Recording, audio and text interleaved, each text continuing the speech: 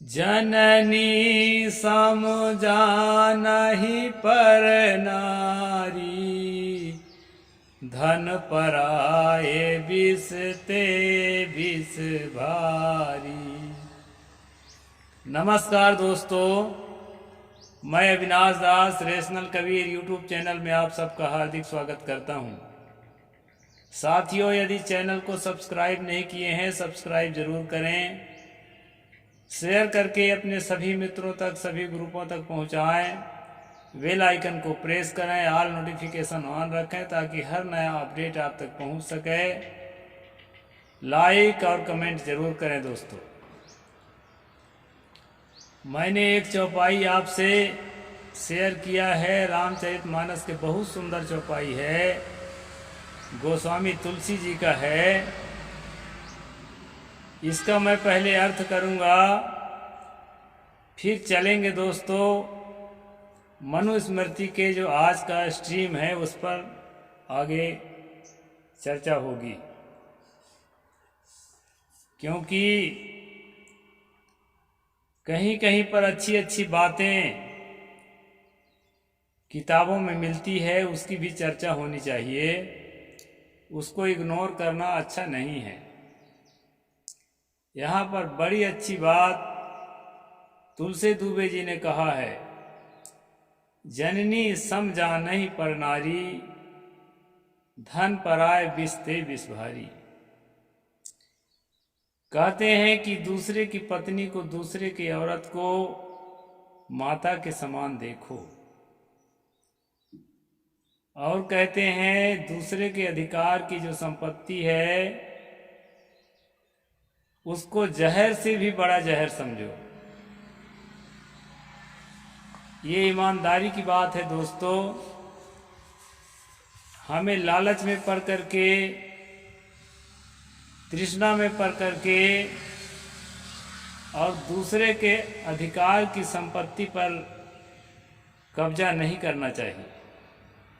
जो मेहनत किया है, सतगुरु कबीर साहब ने कहा है, सहज मिले सो दूध सम मांगा मिला सो पानी, और कहे कबीर वह रक्त सम जामे है चतानी। सतगुरु ने कहा कि सहज में जो अपने कमाई का जो अंश मिलता है, हम जो मेहनत करते हैं उसके बदले में जो मिलता है बिना किसी खींचतान के, क्योंकि किए ही हुए हैं, बड़े प्रेम से देने वाला देता है, क्योंकि वो अपनी ओर से कुछ नहीं देता, वो हमारा हिस्सा, हमारा हक देता है, सहज में मिलता है। उसको उन्होंने कहा सतगुरु ने कि वो दूध के समान उसको जो है पान करो। और यदि मांग कर के भी मिला है, बेबसी है, किसी तरह से भूख से तड़प रहे हैं, तो प्राण देने के बजाय किसी से मांग कर खा लेना भी वैसी स्थिति में गलत नहीं है। लेकिन मांगा मिले सो पानी, मांगने के बाद यदि आपको प्राप्त हुआ है तो वह पानी के समान है। और तीसरी बात बताते हैं सतगुरु की, कहें कबीर वह रक्त है जामे है चतानी। खींचा तानी करके जो हम धन उत्पन्न करते हैं, दूसरे का हक मारकर, दूसरे के हक छीनकर, साथियों वह खून के समान है। किसी का खून, कहते हैं ना, गरीबों का खून पी रहे हो। गरीबों को सेवा के नाम से कई पंथों में आप देख रहे हैं, 5 दिन 10 दिन काम कराते हैं और दाल रोटी खिला के छुट्टी कर देते हैं। बड़े बड़े करोड़पति होते हैं ये पंथ के स्वामी लोग, और रोज मजदूरी करने वाले बेचारे गरीबों को सेवा करो, सेवा करो, तब परमात्मा मिलेगा, मुक्ति मिलेगी, सचखंड मिलेगा, नाम जपो, सेवा करो। ऐसा करके उनके खून पीते हैं बेचारे अनपढ़ गंवार, समझ नहीं पाते कि हमारा खून पिया जा रहा है। तो खून पीना उसी को कहते हैं दोस्तों जो दूसरे का हक छीनता है। खासकर जो गरीब गुरबा हैं, जो मेहनत मजदूरी करने वाले लोग हैं दोस्तों, उनका खून कभी मत पियो, उनको उचित मजदूरी दो। काम का मजदूरी लेते हैं। जो निर्धारित मजदूरी है वो दो, बन सके तो थोड़ा और कुछ दे दो। तो यहाँ पर चौपाई का अर्थ मैं बता रहा था कि जननी सम जा नहीं पर नारी, दूसरे को, नारी को यानी अपनी पत्नी के अलावा अन्य सभी नारियों को माता के समान समझना चाहिए। ऐसी सुंदर शिक्षा जिन किताबों में है, उन किताबों के पक्षधर जो लोग हैं वो बलात्कारियों की आरती उतारते हैं, महिलाओं को नंगा घुमाने का शौक रखते हैं, खिलाड़ियों से बलात्कार करते हैं और दोस्तों राजनीतिक ताकत बढ़ा करके और अपने कुकर्मों को जस्टिफाई करते हैं और कहते हैं हम रामचरितमानस के भक्त हैं। मैं ये रामचरितमानस की ही चौपाई कहा हूँ। तो वहाँ कुछ बातें अपमानजनक और कुछ बातें भेदभावजनक हैं, लेकिन जो बातें ठीक ठाक हैं वो बात ठीक ठाक भी हैं। ठीक ठाक बातों को हमें फॉलो करने में कोई गुरेज नहीं होना चाहिए। एक श्लोक है, परदारेषु मातृवत्, पर द्रव्येषु लोष्टवत् परदारेषु मातृवत्। और तीसरा लाइन है, आत्मवत् सर्वभूतेषु ये पश्यति स पंडिता। ऐसा कुछ है, शायद मुझसे कुछ त्रुटि भी हो सकती है। यहाँ पर कहा है कि जो दूसरे के धन को मिट्टी के समान देखता है, दूसरे के अधिकार के धन को जो मिट्टी के समान देखता है, और जो दूसरे के नारी को माता के समान देखता है, और साथ साथ जो है हर प्राणी को अपनी आत्मा के समान देखता है, जिसकी ऐसी दृष्टि है वह पंडित है। लेखक ने कितनी बात सुधार कर संभाल कर लिखा है कि समझदार आदमी वह होता है जो दूसरे के मेहनत की कमाई को अपने लिए मिट्टीवत समझता है और पराई स्त्री को मातावत समझता है, टुकुर टुकुर नहीं देखता है, लाइन मारने वाली दृष्टि। और क्या करता है, सभी प्राणियों को अपने समान देखता है, सबकी पीड़ा अपनी पीड़ा के समान देखता है, किसी को सताता नहीं है, किसी को मारता काटता नहीं है, किसी को कटु वचन नहीं कहता है। ऐसे व्यक्ति को पंडित कहा है। पंडित का मतलब होता है समझदार, सज्जन, ज्ञानवान। इस प्रकार दोस्तों बातें कही गई है। अब हम चलते हैं मनु जी की तरफ कि इस विषय में मनु जी का क्या कहना है। 8वां अध्याय अंतिम के करीब है। 8वां अध्याय का श्लोक नंबर 417 और 416, इस पर आज मैं चर्चा करूंगा। श्लोक नंबर 416, 8वां अध्याय मनुस्मृति। भार्या पुत्रश्च दासश्च त्रय एवाधनाः स्मृताः यत्ते समधिगच्छन्ति यस्य ते तस्य तद्धमा। पत्नी, पुत्र और सेवक ये तीनों निर्धन कहे गए, क्योंकि इनका उपार्जन किया धन उसका होगा जिसके ये पुत्र, कलत्र और सेवक हैं। ये बात है दोस्तों। यहाँ पर मनु ने कहा है कि जो पुत्र है, पुत्र मेहनत करेगा। जो पत्नी है, पत्नी मेहनत करेगी, धन कमाएगी, कमा सकती है, उसको धन कमाना मना नहीं है। पुत्र को धन कमाना मना नहीं है, लेकिन वो सारा धन कमा करके पिता को दे। पत्नी जो है सारा धन कमा करके पुत्र को दे, अपने पति को दे, पत्नी अपने पति को दे, सारा धन कमा करके जो कुछ भी है उसके पास अपने पति को दे दे, और पुत्र जो है अपने पिता को दे दे। क्योंकि शास्त्रों में पुत्र को और पत्नी को क्या कहा गया है? निर्धन कहा गया। और सेवक जो नौकर है, नौकर को भी पैसा रखने का हक नहीं है, मालिक को पैसा दे दे। जब चावल के लिए जरूरत पड़े, आटा के लिए जरूरत पड़े, बच्चे के कपड़ा के लिए जरूरत पड़े तो मालिक से मांगे, पिता से मांगे, पुत्र है तो, पत्नी है तो अपने पति से मांगे।